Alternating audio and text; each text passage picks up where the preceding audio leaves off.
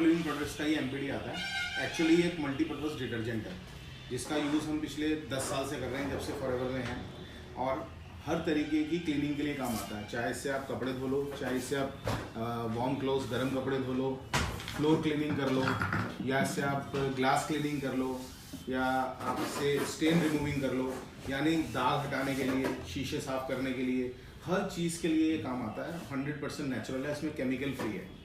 यहाँ तक कि कुछ लोगों को जिनको कपड़े धोने से बाज़ार के वॉशिंग पाउडर या साबुन से हाथ ख़राब हो जाते हैं, उनको मना होता है पानी में हाथ डालना वो वाला, उनके लिए भी 100% सेफ़ है क्योंकि केमिकल फ्री है। ये यूज़ तो हम बहुत सालों से कर ही रहे थे, और उस वक्त हमें बोला जाता था कि अगर आप एमपीडी के पानी को, कपड़े से धुले हुए पानी को पौधों में डालो तो पौधे थोड़ा अच्छी ग्रोथ करेंगे और थोड़े और हरे नज़र आएंगे, क्योंकि केमिकल फ्री है। तो कहीं ना कहीं इसके एलोवेरा के प्लांट से एक्सट्रैक्ट से बना हुआ है, एलोबार्बाडेंसिस मिलर से बना हुआ है, तो ये प्लांट्स को भी हेल्प करता था। तो ये काम पिछले 5 से 7 साल से कुछ लोग कर रहे थे, प्लांट्स में डालते थे, अपने घरों के प्लांट्स में डालते थे, तो उसमें बहुत अच्छी ग्रोथ दिखाई देनी शुरू हुई, हरे होने लग गए प्लांट। तो कुछ लोगों ने क्या किया, क्योंकि हिंदुस्तान में ना बहुत सारे लोग अपना कहीं ना कहीं एक कह सकते हैं टेक्निकल दिमाग लगाते हैं, एक्सपेरिमेंट्स करते हैं। तो एक एक्सपेरिमेंट किया गया, कुछ लोगों ने इसको ना खेतों में डालना शुरू कर दिया, फील्ड्स में डालना शुरू करा, पहले थोड़े हिस्से में करा, फिर ज़्यादा हिस्से में करा। तो इसका रेशियो कंफर्म नहीं हो पा रहा था कि क्या रेशियो में डालना चाहिए, तो किसी को फ़ायदा भी हुआ और किसी को थोड़ा बहुत नुकसान भी हुआ, लेकिन अल्टीमेटली एक्सपेरिमेंट कामयाब हुआ। और पिछले 4 सालों से इसका यूज़ एग्रीकल्चर के अंदर बहुत अच्छे तरीके से हो रहा है। कारण क्या है, किस तरीके से ये काम करता है एग्रीकल्चर में और क्यों इसकी ज़रूरत है उसमें, उसको पहले हम क्लियर करते हैं। क्योंकि आज की डेट में जितनी भी हमारी ज़मीनें हैं जहाँ पर हम खेती कर रहे हैं, वो लगातार पेस्टिसाइड और केमिकल के यूज़ की वजह से बहुत हार्ड होती जा रही है। ज़मीन की जो सरफेस है वो बहुत हार्ड हो गई है। तो जब उस पर पानी दिया जाता है या बारिश होती है, अगर स्लो बारिश हो रही है, जैसे कहते हैं ना हल्की बारिश तो पेनिट्रेट करती है, लेकिन तेज़ पानी आएगा ना वो ऊपर से निकल जाता है। और ज़्यादातर जब किसान उसको पानी देता है अपने ट्यूबवेल से या नदी से, जिस भी सोर्स से, तो आधा पानी ले जाता है, बहता नहीं है, एवेपोरेट भी हो जाता है सूरज की रोशनी से, और बहुत कम नीचे जा पाता है फर्स्ट लेयर तक। एक्चुअल में ज़मीन की कई लेयर्स हैं, 3 लेयर तक हैं, और कहते हैं कि जो असली खनिज हैं, असली जो मिनरल पावर है ज़मीन की, वो दूसरी से तीसरी लेयर में होती है। यानी पहले की जो मिट्टी और पहले के जो खेत थे वो बहुत मुलायम थे, बहुत सॉफ्ट थे, तो पेनिट्रेशन जो पानी का होता था वो नीचे तक जाता था, जिससे खनिज मिलते थे। और जो हम अगर खाद भी डाल रहे हैं, जो गोबर की खाद भी डालते हैं, उसका भी फायदा कब होगा, जब वो जड़ तक जाएगी। लेकिन अब ज़मीनें इतनी हार्ड हो चुकी हैं केमिकल की यूज़ की वजह से कि वो पानी पहुंच ही नहीं पाता। इसी वजह से क्रॉपिंग कम होती जा रही है। लेकिन हम क्या कर रहे हैं, अलग अलग तरीके के केमिकल डालकर उसको अननेचुरल तरीके से क्रॉप को बढ़ा रहे हैं। नेचुरली उसके अंदर ताकत खत्म हो गई है, पॉइजनस होती जा रही है। ऐसे में क्या हुआ कि एमपीडी को जब हमने यूज़ करके देखा, तो इसका एक डेमो है जिसको मैं दिखाऊंगा, जिससे आपको क्लियर हो जाएगा कि इसने क्या किया। ठीक है, तो पहले हम इसके डेमो करेंगे और डेमो के बाद फिर हम आगे बात करेंगे कि इससे और क्या क्या फ़ायदे हैं ज़मीन को। तो डेमो के लिए हम क्या कर रहे हैं, हमने एक गत्ता लिया है और इसको हमने मान लिया कि हमारी ये ज़मीन है जो बहुत हार्ड हो चुकी है, और उसके ऊपर हम डाल रहे हैं पानी। 2 जगह डालेंगे,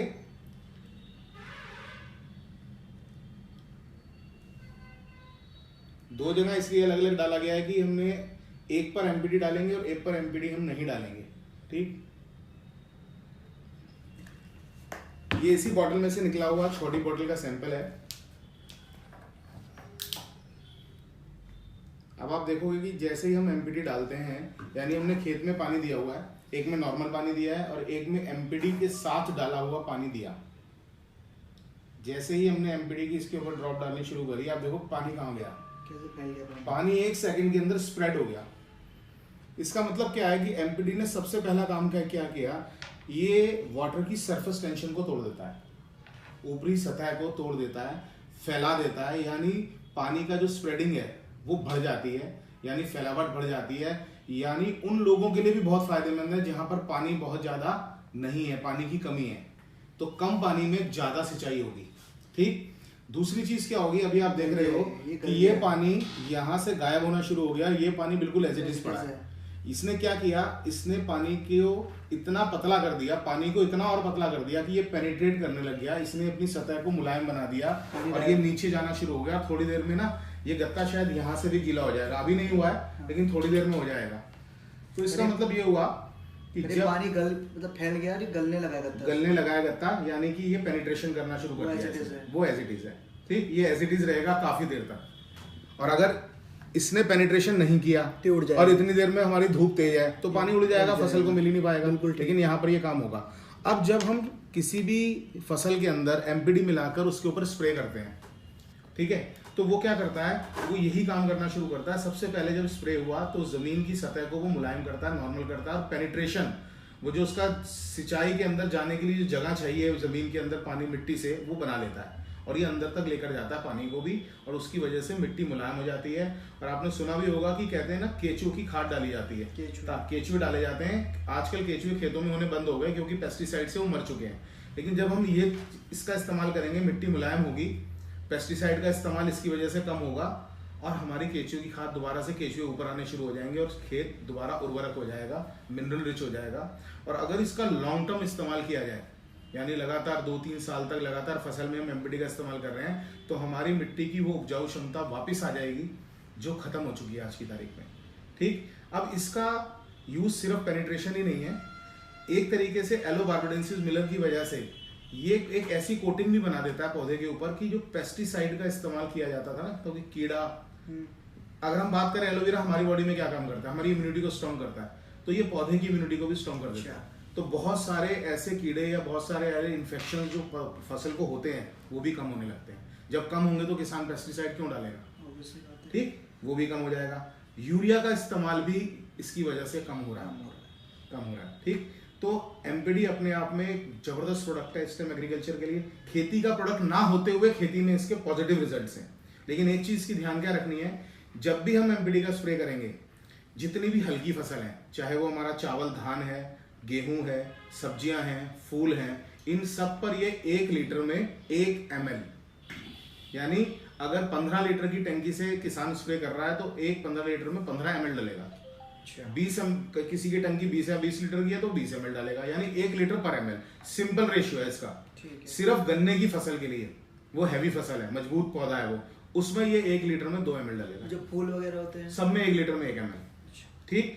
और इसका स्प्रे, सबसे ध्यान रखने की बात क्या है, इसका स्प्रे शाम को होगा धूप खत्म होने के बाद।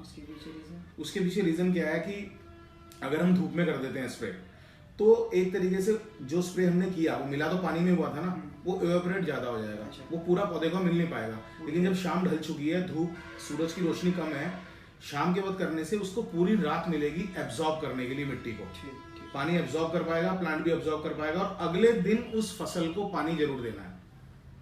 तो हमें किसान भाई क्या ध्यान रखेंगे कि अगर हमें पानी देना है फसल को अगले दिन, तो एक दिन पहले शाम को इसका हम स्प्रे करेंगे। फसल में पानी तो छोड़ा जाता है, पानी छोड़ा जाता है या जिस भी तरीके से दिया जाता है। दूसरा स्प्रे 15 से 20 दिन के गैप के बाद होगा।